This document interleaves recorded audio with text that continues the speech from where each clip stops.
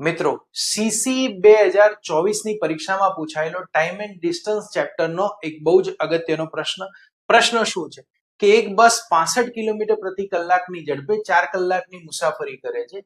એક ટ્રેન વધુ 1 કલાકના સમયમાં બસ કરતા 90 કિલોમીટર વધારે મુસાફરી કરે છે, તો ટ્રેનની ઝડપ કેટલી છે? હવે આ પ્રશ્ન સોલ્વ કરવા માટે આપણે શું કરીશું તો કે બસ જે છે એ 65 કિલોમીટર પ્રતિ કલાકની ઝડપે 4 કલાક મુસાફરી કરે છે. તમે બધા જ જાણો છો કે અંતર બરાબર ઝડપ ગુણ્યા સમય થાય, તો 65 ગુણ્યા 4 260 કિલોમીટર અંતર બસ કાપશે. અને ટ્રેન જે છે એ વધુ 1 કલાક લઈ 90 કિલોમીટર વધુ અંતર કાપે છે, તો 260 કિલોમીટર અંતર બસ કાપે છે, 90 કિલોમીટર એના કરતા વધુ અંતર ટ્રેન કાપે છે. એટલે કે 260 પ્લસ 90 350 કિલોમીટર અંતર કાપે છે. અને સમય કેટલો લે છે કે બસ જે લે છે એના કરતા 1 કલાક વધુ, એટલે કે 4 અને 1 5 કલાક સુધી એ મુસાફરી કરશે.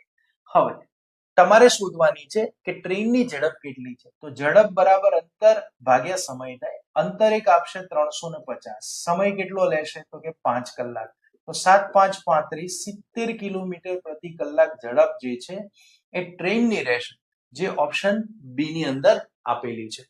મિત્રો જો તમે આવનારી સીસી પીએસઆઈ કે કોન્સ્ટેબલની પરીક્ષાની તૈયારી કરી રહ્યા છો તો હું આપના માટે ગણિત અને રીઝનિંગની ફ્રી લાઈવ બેચ લઈને આવી રહ્યો છું. આ ફ્રી લાઈવ બેચ તમને YouTube ની અંદર જોવા મળશે.